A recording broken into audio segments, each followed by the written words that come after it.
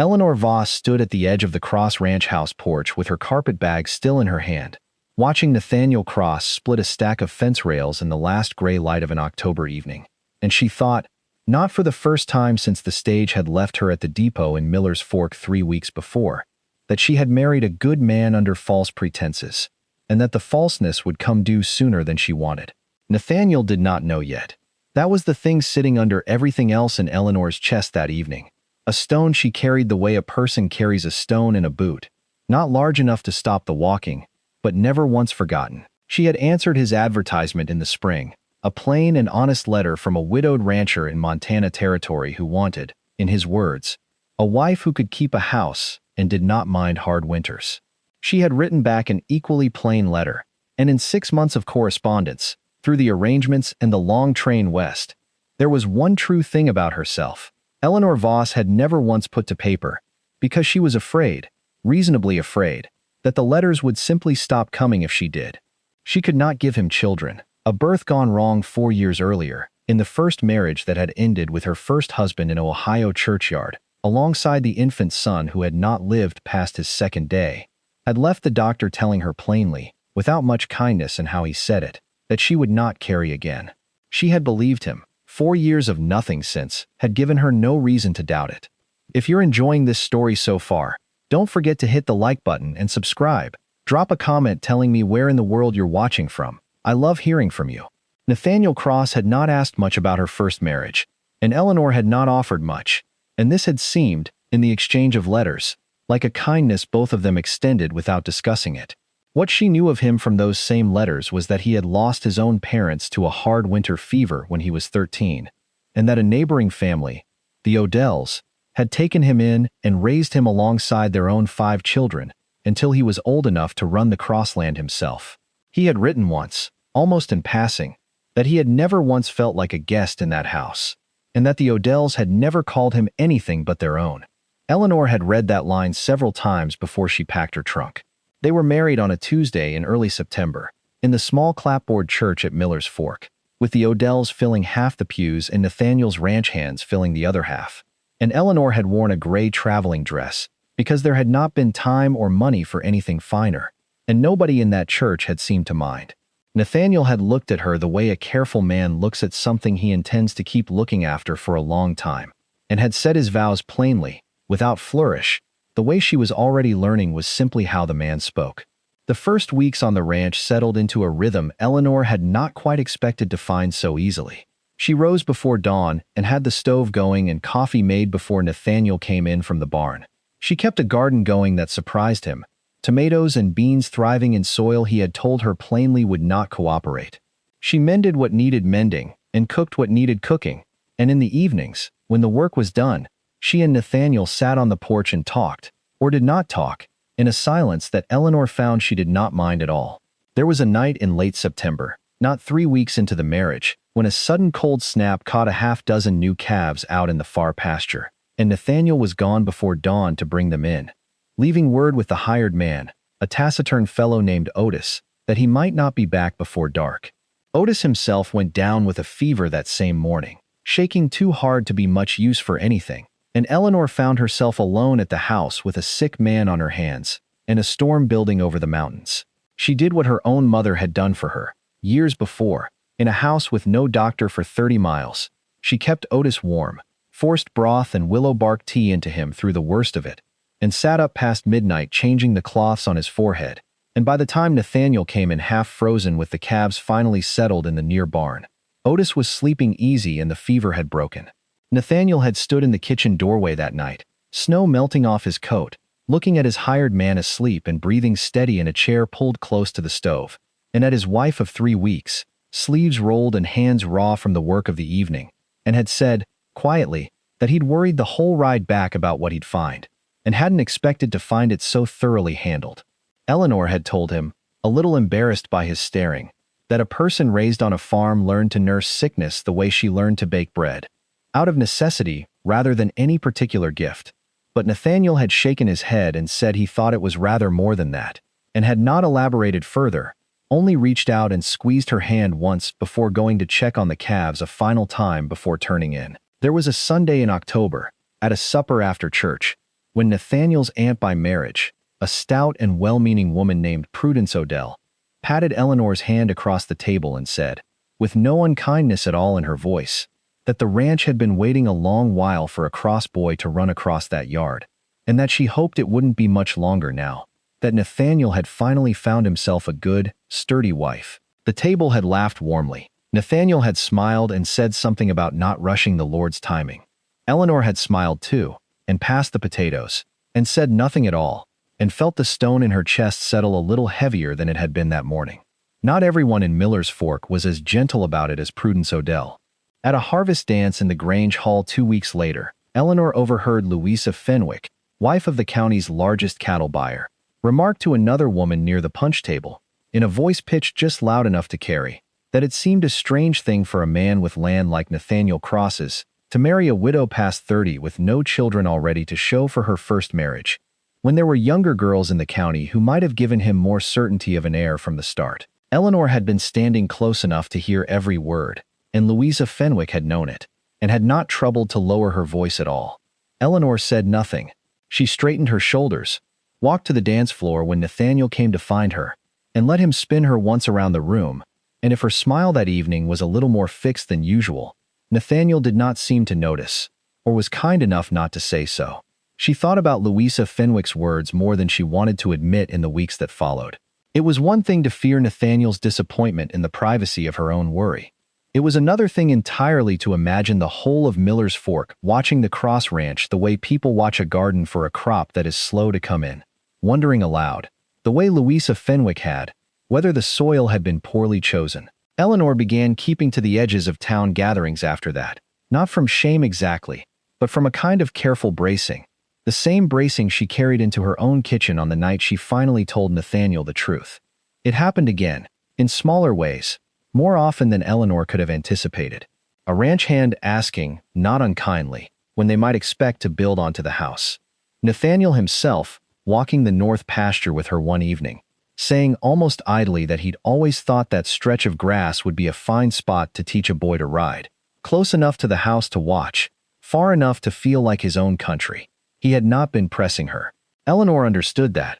He was simply a man imagining the shape of a life he assumed, reasonably, that they were building together, the way most men in his position would assume it, because he had no reason yet to think otherwise.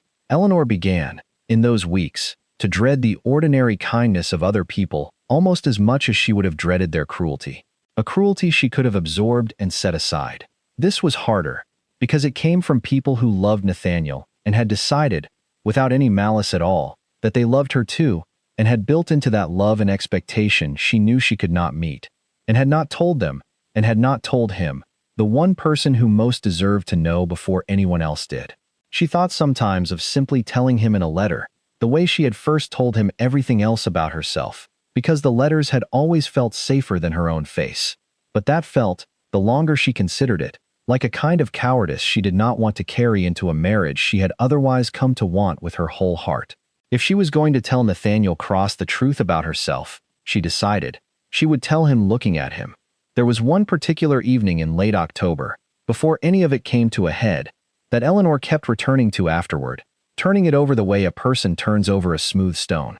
Nathaniel had come in from mending a stretch of the south fence, tired and quiet, and instead of going straight to supper he had sat down beside her on the porch step, not saying much, just watching the light go orange and then gray over the far ridge.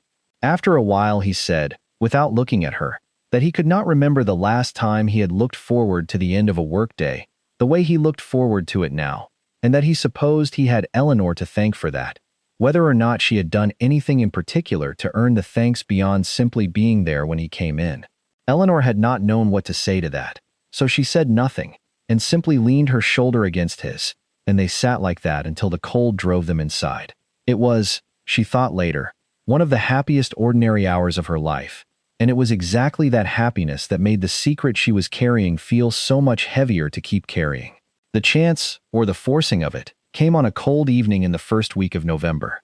Nathaniel had come in late from moving cattle down from the high pasture, ahead of an early snow, tired in the particular way that comes from a long day of hard, necessary work, and Eleanor had supper waiting, and after they had eaten and the dishes were cleared, Nathaniel said, in the easy voice of a man making ordinary conversation and not knowing yet that he was about to ask a hard question, that he'd been thinking they ought to talk sometime soon about starting a family properly, now that they'd had a season to settle in together.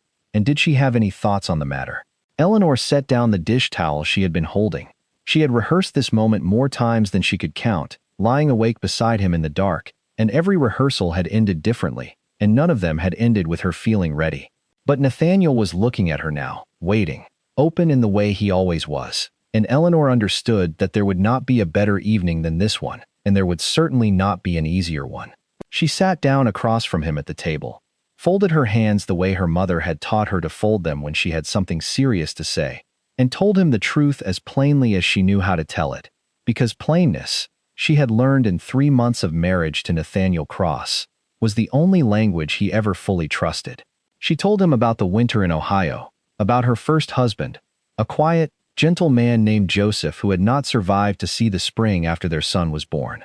She told him about the boy, whom they had named for Joseph's father, and who had lived 2 days, and about the fever and the bleeding that had followed his birth, and about the doctor who had sat with her afterward and told her, in the flat voice doctors use when there is no kind way to say a hard thing, that whatever had gone wrong inside her that night had gone wrong for good, and that she should not expect, ever again, to carry a child to term.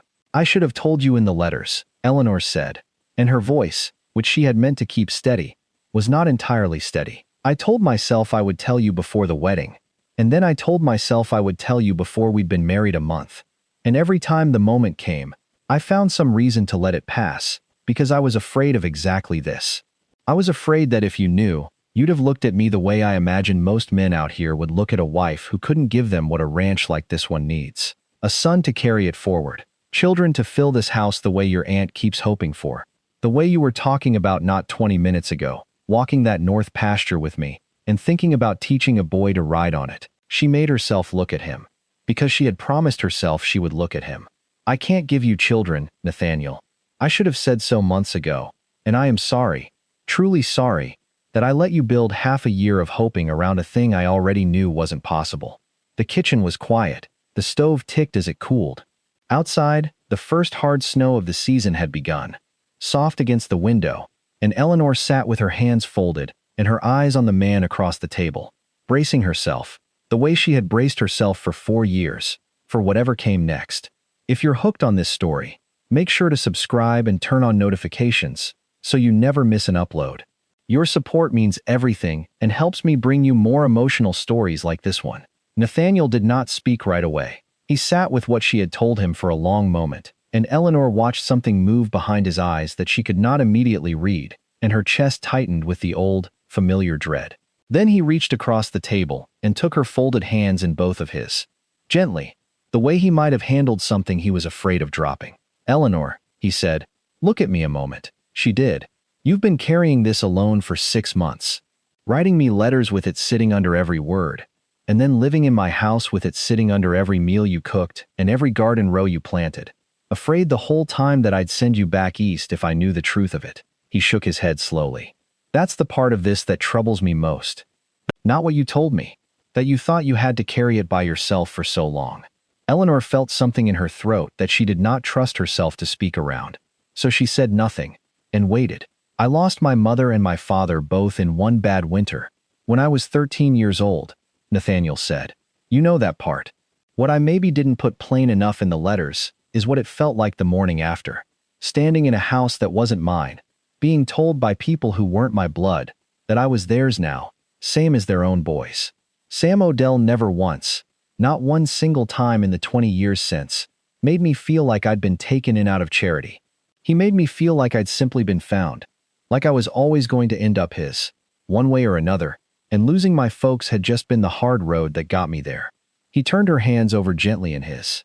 "I didn't marry you for what you could give this ranch, Eleanor. I married you because I read 6 months of your letters, and I liked the woman writing them. And then I met that woman at the depot in a gray dress with her whole life in one trunk, and I liked her even better in person. Whatever this house needed, it was never going to be a bloodline. It was always going to be somebody in it who wanted to be there." He stood, came around the table, and knelt beside her chair, and Eleanor turned to look at him properly. He reached up and brushed a strand of hair back from her face, And then he leaned in and kissed her forehead, soft and slow, the kind of kiss that asks nothing and promises something instead. "We'll adopt them all," he said. Eleanor blinked. "All of who?" Nathaniel almost laughed, though his eyes were wet, and he wiped at them with the back of his hand, as if that might make the moment less real than it plainly was. "There's a boy and a girl over at the mission house in Miller's Fork right now. Brother and sister, Peter and May Ellison. Their folks were on a wagon that went into the river crossing back in August, coming up from the Bozeman Road. Both of them drowned. No kin anybody's been able to find. Not back east, not anywhere. Reverend Hollis has been keeping them at the mission since, asking around the county for a family who might take them, and hasn't found one yet, because 2 children at once is more than most folks feel they can manage." He held her hands tighter. "I've been out to see them twice this fall. Didn't tell you, because I wasn't sure yet what I was thinking, and I didn't want to put a hope in front of you before I'd worked it out for myself. Peter's 8. Quiet boy, keeps mostly to himself since the accident. May's 5, and she talks enough for the both of them." He smiled, small and a little unsteady. "I kept thinking, riding home from the mission, that this house has 4 bedrooms, and only 2 people using them, and that seemed like a foolish waste of a house." "Nathaniel." Eleanor's voice cracked on the single word. "I'm not offering this to fix what you told me tonight," he said, before she could say more. "I want to be plain about that, because I know how it might sound, and I don't want you thinking I've cooked up some tidy solution to smooth over hard news. I'd been out to that mission before I ever imagined you might tell me what you told me tonight. This isn't a patch, Eleanor. It's a family I'd already started wanting, and now I'm asking if you want it too." Eleanor Voss, who had spent 4 years believing that the one thing a rancher's wife was supposed to provide had been permanently closed off to her, and who had spent 6 months afraid that a good man would stop wanting her the moment he learned it, sat in her kitchen with snow falling outside and her husband kneeling in front of her with wet eyes and a steady voice, and found that she could not, for a moment, say anything at all. When she finally could speak, all she managed was, "Yes, yes, I want it too." They rode into Miller's Fork the following Saturday, the road still soft with the first snow, and Reverend Hollis met them at the mission house door, with the cautious hope of a man who had been disappointed on this particular matter more than once already that fall.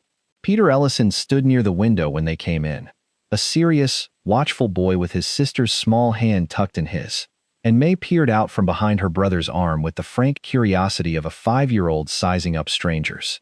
Nathaniel crouched down to their level, the way Eleanor had seen him crouch beside a spooked calf, patient and unhurried, and said simply that he had a ranch with more room in it than made sense for just 2 grown people, and would they like to come see it. Peter looked at him for a long moment, the careful look of a child who has already learned that grown-ups' promises do not always hold, and said, "Would we stay, or just visit?" "Stay," Nathaniel said, "if you'll have us."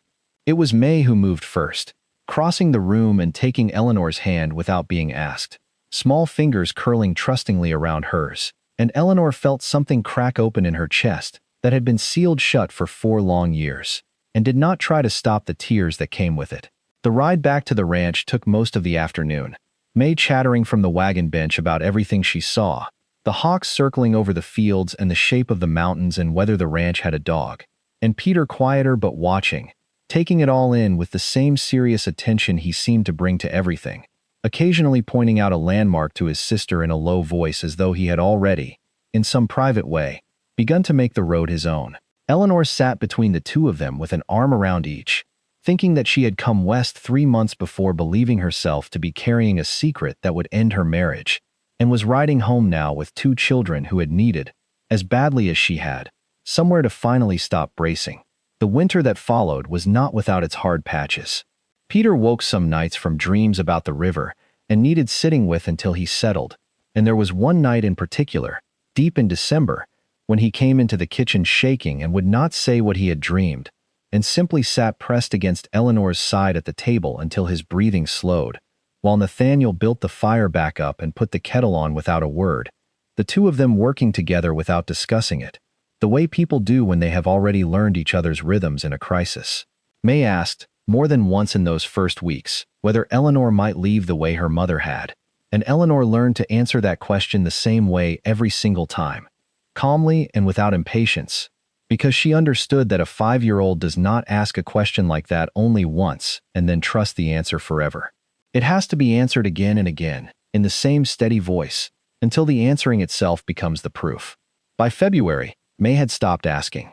She had started, instead, calling Eleanor by a different word entirely, tried out first quietly, almost as a test, and then with the full unguarded confidence of a child who has decided a thing is true and sees no further reason to hedge it. There was a trip into the county seat in January, once the worst of the winter roads had settled enough for the wagon, to make the arrangement legal before a judge. Reverend Hollis came along to speak for the children, and Nathaniel signed the papers with the same plain, unhurried hand he used for everything.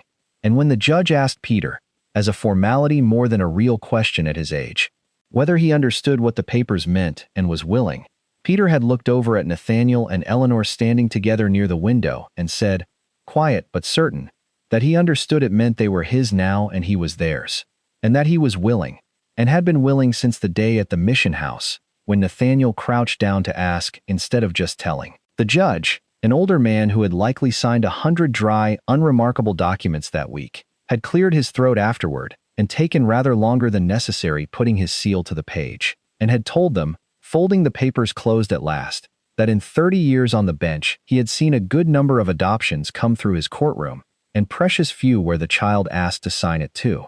By the time the snow began to thaw in March, Peter had taken to following Nathaniel out to the barn most mornings, learning the names of tools and the rhythm of chores with the quiet seriousness he brought to everything. And May had claimed a corner of the kitchen as her own, where she sat on a stool very much like the one Eleanor herself had once used, shelling peas and narrating the process to anyone who would listen.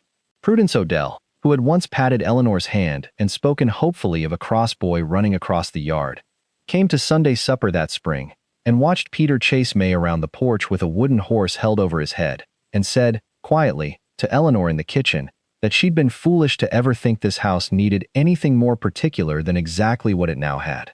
Eleanor thought of that comment often in the seasons that followed, and thought too of the stone she had carried in her chest for 4 years, the one she had believed was permanent, a fixed and unmovable fact about who she was and was not allowed to be.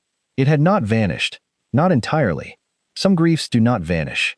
But it had stopped, sometime that winter, being the heaviest thing in the house. There was a boy learning to mend fence and a girl learning to bake bread, and there was a husband who had knelt on a kitchen floor and told her that a family was never a matter of blood, and there was, in the evenings now, noise in a house that had once been so carefully, quietly still. Louisa Fenwick saw the family for the first time that April, at a church picnic on the grounds behind the Grange Hall, and Eleanor watched her watching them from across the churchyard grass, Peter carrying a basket for his mother without being asked, May running circles around Nathaniel's legs and shrieking with laughter every time he pretended he might catch her and couldn't quite manage it. Louisa did not say anything cutting that day. She came over, eventually, while Eleanor was setting out a pie, and said, a little stiffly, that the children looked well settled, and that May had her father's coloring already, though of course that could not be so, and caught herself, and reddened, and did not finish the thought. Eleanor only smiled and told her that people said the same thing about Peter's laugh, which he had gotten, near as anyone could tell, entirely from having somewhere safe enough to use it. Louisa Fenwick had nothing to say to that, and after a moment she nodded, once, and went to find her own children, and never again, in all the years the two families lived within riding distance of each other, said another unkind word about the Cross household within Eleanor's hearing. On a warm evening the following June, Eleanor stood at the same porch rail where she had once watched Nathaniel split fence rails and wondered how long she had before her secret came due, and watched instead as he taught Peter to sit a horse properly in the near pasture. May perched on the top rail beside her, swinging her feet and narrating the lesson in a voice that carried clear across the yard. The kitchen window behind them glowed warm with lamplight, and somewhere inside a pot of beans was simmering for supper, and the whole yard smelled of cut hay and horses, and the particular green smell of a Montana evening in early summer. Nathaniel looked up once, caught Eleanor's eye, and smiled the plain, unhurried smile she had come to know as his truest one. She had arrived in Montana territory a year before, believing there was a piece of herself too broken to offer a rancher looking for a family, carrying that belief the way she carried her one trunk, certain it would never set down. She understood now, watching her husband and her son in the golden light of a June evening, with her daughter's small shoulder warm against her own, that the family had never been waiting on the piece she thought she was missing. It had simply been waiting for the four of them to find each other, and for a kitchen table built for two to finally, properly, be set for four. Thank you so much for watching until the end. If you loved this story, check out the other videos on your screen now. I think you'll really enjoy them. And don't forget to subscribe if you haven't already. See you in the next story.